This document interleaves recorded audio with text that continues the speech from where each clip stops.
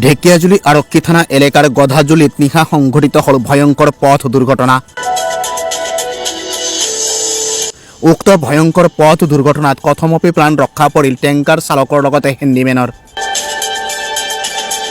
উল্লেখ্য যে ঢেকিয়াজুলিৰ পৰা তেজপুৰ অভিমুখে গৈ থকা AS07 BC 8223 নম্বৰৰ তেল টেংকাৰ এখন নিয়ন্ত্ৰণ হেৰুৱাই গধাজুলিৰ 15 নং ৰাষ্ট্ৰীয় ঘাইপথৰ পৰা গধাজুলি দলঙৰ তলত বাগৰি পৰে।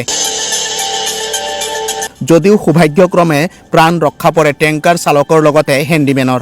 মাজ নিশা ৰাতি যেতিয়া তেল টেংকাৰখন আনলোড কৰি যেতিয়া আহি আছিলে তেতিয়া দুৰ্ভাগ্যক্ৰমে যে ইয়াত এক্সিডেণ্ট হ'ল, কোনো মানুহ নাছিলে।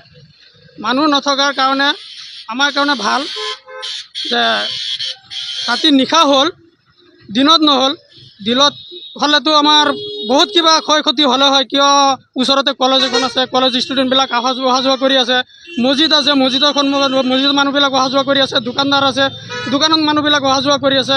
সেইটোৱে আমাৰ কাৰণে এটা ক'ব গ'লে আমাৰ নিশা হোৱাৰ কাৰণে আমাৰ কাৰণে ৰাইজৰ কাৰণে এটা ভাল যে নিশা হ'ল, দিনত নহ'ল। গতিকে এনেকুৱা এক্সিডেণ্ট মাজে মাজে প্ৰায় হৈয়ে থাকে। কেইদিনমান আগতো হৈছিলে, এই আজি আকৌ ছেম জেগাতে আকৌ হ'ল। গতিকে মই চৰকাৰক দাবী জনাওঁ যে ৰাস্তাখন অতি সোনকালে বহল কৰি দিয়ক। তাৰ বাবে মই চৰকাৰক দাবী উত্থাপন কৰিছোঁ।